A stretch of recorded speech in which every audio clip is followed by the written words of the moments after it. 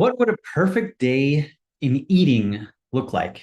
What I mean by that is like what would you have to eat in a day to make sure you're getting all of the macro and micronutrients that your body needs to complete every physiological function it's trying to do, to replace every cell of the 330 billion cells that you're replacing with a healthy cell. True longevity would mean having all that your body needs to keep a healthy version of yourself moving forward from day to day. And this is a question I've been trying to figure out for a very long time. And I'm really hoping that you, as my community of brilliant, nutritional minded people, can help me figure out this question. And I've been trying to figure this out for years. Like, what is a perfect day in eating? And I've been trying to incorporate this into my life. And I think some of the things I've discovered is that there's a quasi perfect day, but that maybe there's things that you should be eating every day, and maybe some things you should be eating once a week, and maybe some things you should be eating once a month, and maybe quarterly. So I'm going to invite you to listen to this and watch through what I eat on a regular basis and what I try to eat every day to satisfy my nutrient needs. And tell me what I'm missing. Tell me some pieces of this puzzle that perhaps I forgot to mention. Now, I have some ideas of some things that I'm not going to talk about today, but I want to hear from you. What am I missing? And what part of this do you think might be too much or not enough? How do we get into that Goldilocks zone so that we can enjoy longevity, keep our brains healthy, our hearts healthy, our immune system healthy, so that we can do our absolute best to avoid any disease state that would just be the result of a nutritional deficiency? So I will take you through what I'm eating on a regular basis and the questions that I ask everybody who comes into my clinic who's looking to achieve maximum health. The first five questions I'm asking them now is, are you eating these five foods? Because if you're eating all of those foods, hopefully we don't have to talk about any supplementation. Now, that might not be everything we need, but if they are eating those, that reduces the amount of supplementation tremendously. And that's my goal. How do we get all of the nutrients satisfied just through food so we don't have to turn to any supplements? Part of the inspiration for this was I started looking into the blue zones, of course, because that is where people do tend to live the longest and have the lowest rates of most of the diseases that are slowing us down.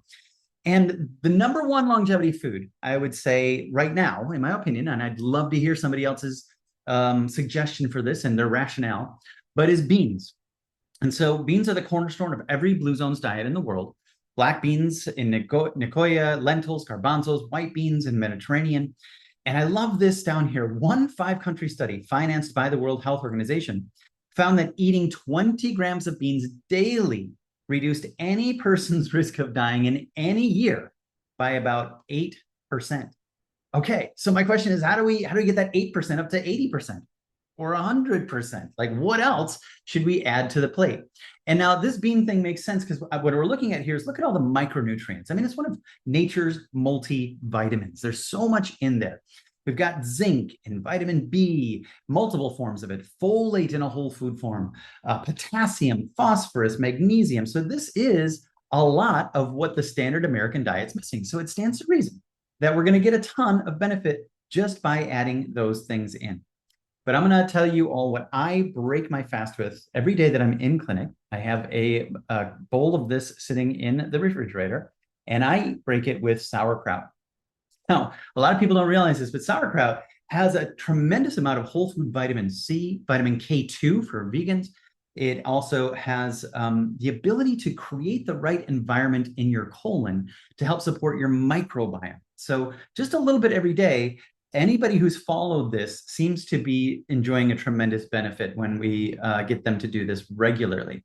And I actually just had a doctor reach out to me and ask me about what has the best source of gluten and zeaxanthin. And look at this, sauerkraut's a decent source for that. So when you start employing whole foods like this, you're getting these micro amounts of so many great foods. So consider perhaps that's one of the things that would be a great way to start the day. Now, the other things, of course, that I have in my office every day are organic blueberries, raspberries, blackberries, and strawberries, right? The benefits of these are phenomenal. There's just way too many to count. And it's a great way to get a little bit of all of these micronutrients that we may not be getting with the rest of our diet. So on a daily basis, I attempt to get those. I do want to remind you all, the EWG has just come out with the 2025 Dirty Dozen list, and strawberries are still at the top. They're not number one. They're number two, though. So if you're going to incorporate these, they have to be organic. If they're not organic, they're actually doing more damage to your body than help. Just remember that. Spinach being number one this year is kind of a rough hit. A lot of times when people go out to restaurants, they think that they're making a good, healthy choice by getting a side of spinach. Well, if it's not organic, you're actually causing more harm. And look here, we got kale, collard greens, mustard greens, grapes. Now, we do actually have organic grapes in the office here now, too. Peaches, cherries, nectarines, pears, apples. I would love to have more apples, but they have to be organic. All of these are now on the Dirty Dozen. Look at that, potatoes.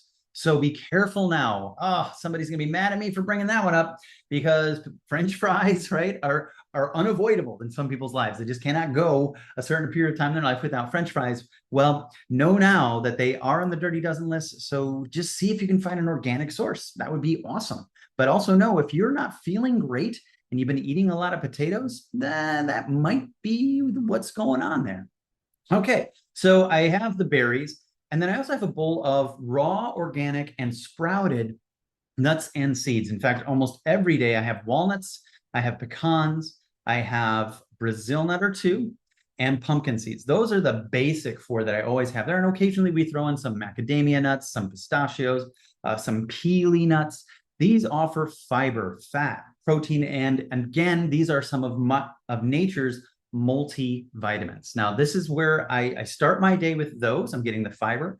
Another great thing, though, that I think everybody should think about incorporating, and this is where I'm looking for some feedback here, are eggs. I think that eggs have a tremendous amount of nutrients that people are missing, specifically the yolk of the egg containing most of the nutrients. And this is why I always want to remind people that people are still thinking an egg white omelet is the healthy version of it, or egg whites are where you need because it's where all the protein is. You want choline for your brain. And this is one of the best sources of choline and lutein. So remember, an egg is almost everything that you need. Now, I think a couple of eggs, soft boiled, with a half of an avocado is another option for a perfect breakfast. Those would be ones that I would throw in there. So here is one of the things that we've put together over the years, some recipes that I try to make on a weekly basis. So I do get a lot of these other micronutrients in there. So the bean salad is of course, based on that being possibly the number one food that we have. But I like to throw some olives in there. Of course, garlic. If you can get garlic in regularly, that's going to be a huge one. Some olive oil, some apple cider vinegar. And I also put some onions in there as well, red onion and celery, right? So if you're getting a little bit of these all the time, you're doing a pretty good job. Now, I actually can make out of avocados, and we have a lot, a chocolate mousse of avocados. So that gives you a little bit of that cacao. And we have these. If anybody wants these recipes, just email us at info@strongonhealth, and we'll get these sent out to you so you can have them yourself if you're not able to pause it. We do some tea. Green tea is going to be an important thing. I do drink coffee on the regular basis, which might be something I need to reduce and remove. Waiting for your feedback on that one. Now, this is something that I think is a little less common, sweet potatoes, but I do think that there's some good in there. And lentil soup. I think lentils are, again, in that bean category of things. Now, this list would not be complete if I did not tell you that sardines are something that I am incorporating as many days as I can during the week. Sardines are one of those almost perfect foods. One of the top 5 foods we ask for when people come in is, are you eating fish? We need those omega-3s. We need the iodine. We need the selenium. There's so much that we can get from fish. Now, sardines aren't the only one. You've got to remember there's that acronym SMASH. So if it's sardines, mackerel, anchovies, salmon, and herring, you're getting a good amount of the omega-3 fatty acids. And of course, you want them to be wild caught as well. And so salmon, of course, is the next food that I did put on this list for us, just to remind us there's so many nutrients in there, selenium and more choline, vitamin B, vitamin D. We forget that fish is a great source of vitamin D. So many people missing that. And then finally, just to round this out and to give you some of the other things that I'm trying to do on a daily basis, the water, the quality of the water has to be good. You're going to get minerals from good water. I choose crazy water because it is close to where I'm at. I know the quality of it, and I know I'm getting trace minerals like lithium in there that we may not be getting from other foods.